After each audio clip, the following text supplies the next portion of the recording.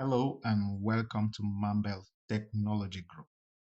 This is another video in the series of our videos on how to create a domain controller, add computers to the domain, and create an Windows Server cluster. Right. So in this series, I'm going to walk you through how to create a domain controller, and this is the topology of our setup. So what we're going to do in this series, we will configure our domain controller, and we're going to set up some features or install some features like the DNS that we're going to use to configure the domain controller. And this is the IP address of our domain controller, and every other computer or every other VM that we're going to add into this domain controller will stay within this IP range 192.168.100. Whatever number. So that is our IP address. So in this topology, as you can see on my screen, I have two nodes, that is two VMs, in which I'm going to configure a Windows Server failover cluster in these VMs. So I will walk you guys through how to create a domain controller, how to set up everything in the domain controller, and how to enable Active Directory domain services. And then later on, we're going to create and configure all these VMs, set up the network settings, and try to test the connection among all these VMs. And at the end, we will join them to the domain and make sure that everything is properly configured. So the first thing first, we will start with our DC, the domain controller.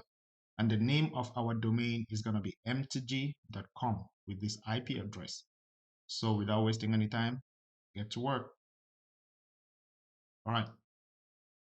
So right here, I created a computer or a virtual machine. It's called DC for my domain controller. So at this point, this is my server manager dashboard. And as you can see, it's pretty new. I haven't done any setting. You can see the name of the computer is still the default name here, and the work group is still work group. So I haven't done any settings. And you can see the Windows Defender firewall, everything is still on default, and even the IP address, the Ethernet is still running on the default IP, which is assigned by DHCP. So I have to start with all this first. So at this point, the first thing I want to start with is to disable the firewall. Why do I do this? I need to disable these firewalls because we will build an internal, we were going to be using a private network. So it's going to be an internal network.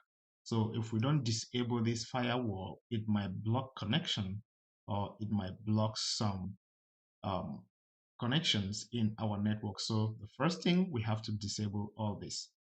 I've disabled the public network here, which was on. I will also disable the real-time protection, which is another Windows Defender antivirus. Disable, just have to disable everything. And if you follow this step by step, you will be able to deploy and to create a domain controller without any problem. So you see everything is on, but the moment I refresh, I click on my refresh button here, it's off right now. The next thing you want to do is to enable remote desktop. You want to make sure that you enable remote desktop to allow remote connections if it is needed on this domain controller. Okay, at this point, I'm pretty good, but there is another thing I have to do here. I have to change this name. You can see my virtual machine is called DC, but as of right now, the name hasn't been reflected here because I have not made that change. So you have to click here and go to rename this computer, click on change the name to DC so that by the time we create our domain controller, it should pick this name. And you see it says you must restart this PC to apply these changes. Click on OK and click on close.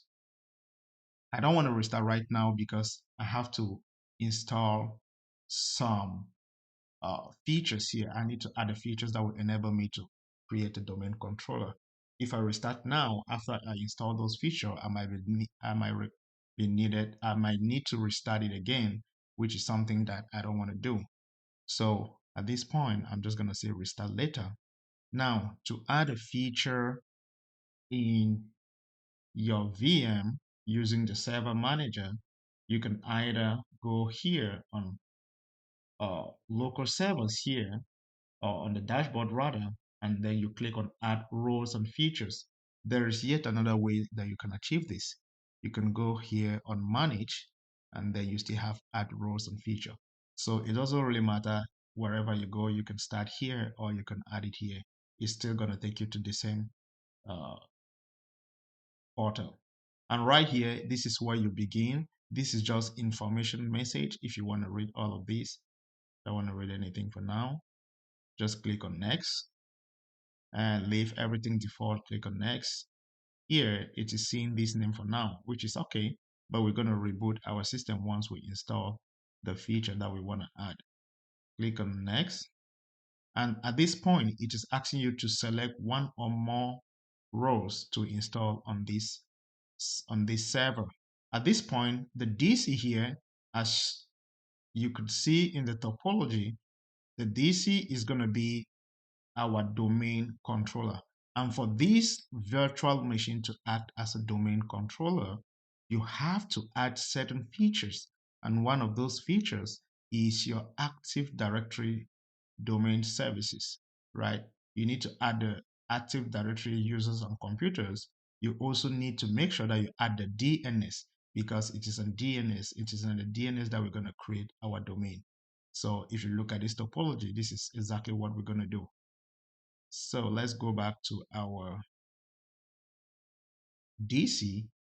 Since it is going to be authenticating users, it will be authenticating all permissions, and everything that we're going to be using, we will create them in our Active Directory, especially service accounts. If we need to use any, we will create them in the Active Directory. So at this point, we will go ahead and do what? We will go ahead and install one of these services. And the service we are looking for here is the Active Directory Domain Services. So click on this one, and these are all the features that are going to come with the Active Directory Domain Services. And click on Add Features. Then the next thing you want to add here is the DNS server. We want, because this server is going to be used as the DNS server. So click on DNS server feature, click on Add and continue. Next. And that is it for now. If we need any other thing later, we can come down the line. Sometimes the .NET framework is always required to be enabled, but at this time you can see that .NET framework 4.7 is already installed by default. So just click on next. I think there is something that we missed at this point. If we continue installing at this point, and then it will ask us to promote this server by the time it is done installing, and it will want to use this name, the default name that we have here, this name. So since we don't want to use this name, you can go ahead and restart the PC, because we have already renamed the VM to DC. We can go ahead and restart the VM to pick the first name. If not, we can still continue and install everything, but at the end, it will ask us to promote this server to the new domain. So let's just give a try here. Continue. Actually, I've never done this without restarting the PC to pick the DC name, but yes, that's not a problem, because once the installation is done, it will ask us to promote the server, and at that time we might restart it before. So while it is installing, I'm going to pause the video and I'll come back shortly. Welcome back. So at this point, you can see that our installation is complete, and it's saying promote this server to a domain controller. So at this point, I don't want to promote it right now. I will just X out of this. And if you see here, this warning sign is actually telling you the same thing, that this is complete, but there is a post-deployment configuration. It means our deployment is complete, but we need to promote this server to a domain controller. I don't want to do it right now, because you can see, if you can see where it's grayed out right here, where it says services at win-03, if I should promote this server to a domain, then we will use this default name. But I want my domain controller to have to use the DC. So at this point, I will just go ahead and restart my VM so that it can pick the new name that we applied to it. So once the VM is restarted and is back online, we can connect to it again and promote the server to a domain controller. It usually doesn't take long to reboot, and we are back in. So the password,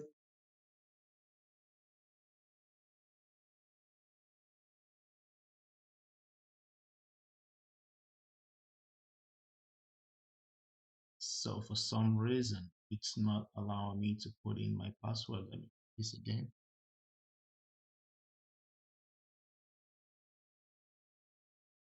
All right, so at this point I have to put in my password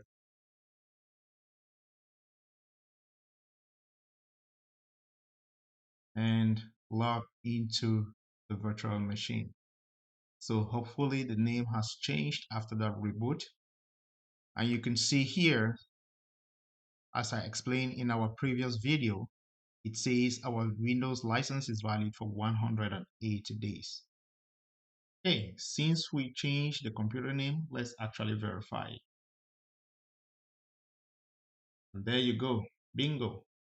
It has picked the name of domain controller, which is a great thing.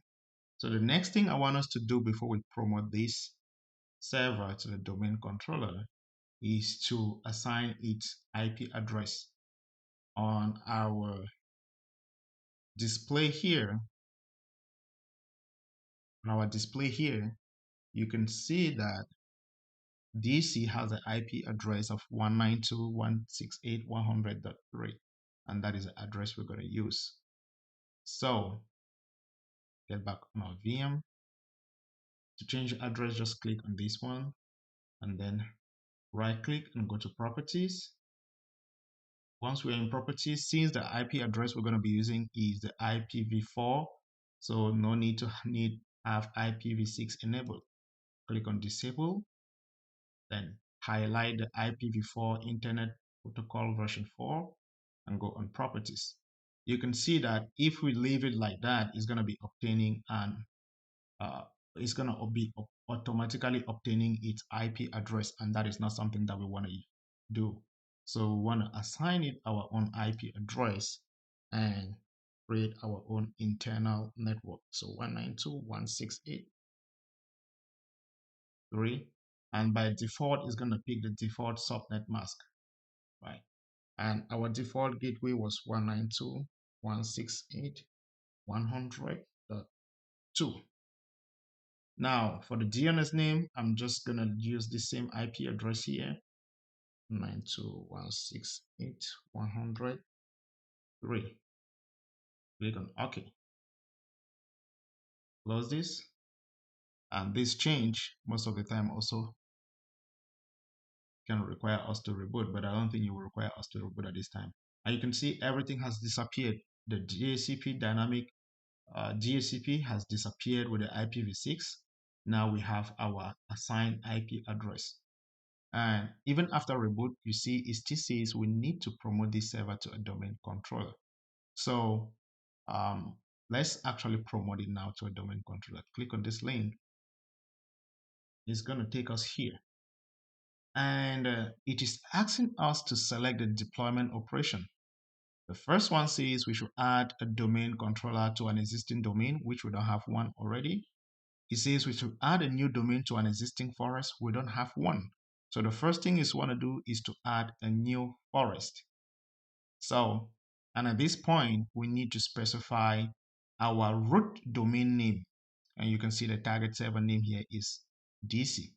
So we need to specify our root domain name here. And our domain is going to be what? mtg.com. Let me write it in bold. Uppercase, mtg.com.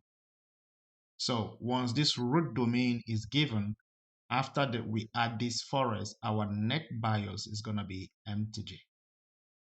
So click on next and give it some time to load.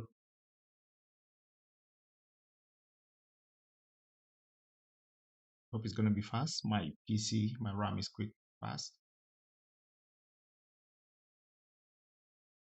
So after the configuration at this point is going to prompt us to provide a password, right? It says type the directory service restore mode password. We need a password for that. And I'm going to provide my password here.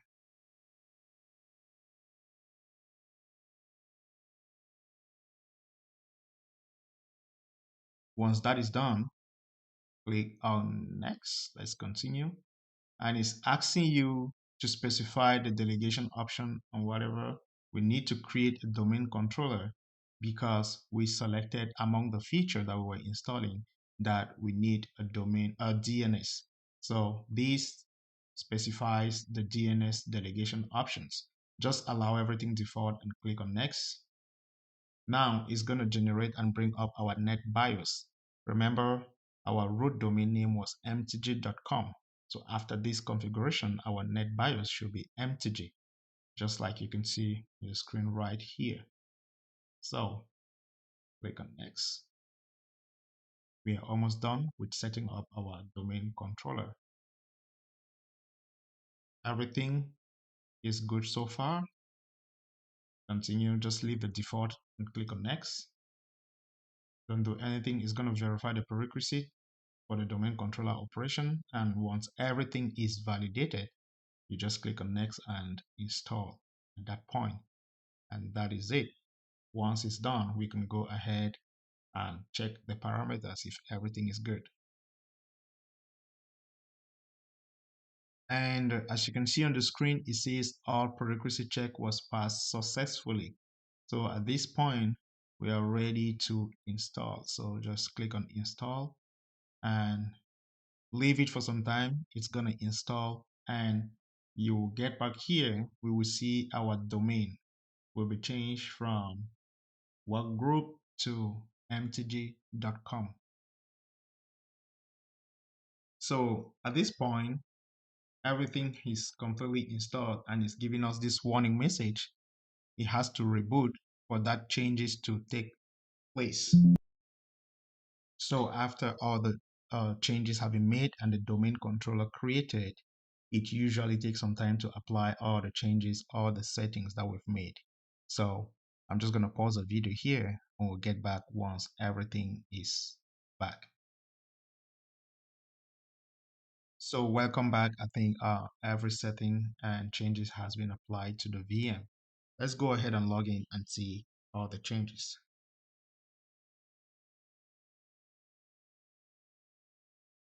And once you create a VM, you will always log in as administrator by default until maybe you create another user in the Active Directory and log in as that user.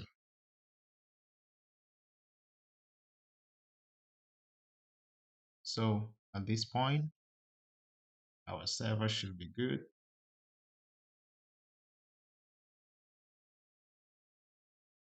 And we should be able to see our domain controller. Local server. And we are all good to go. At this point, we just created our domain controller. And you can see here, our computer name changed to DC and our domain controller changed. Our domain now is mtg.com.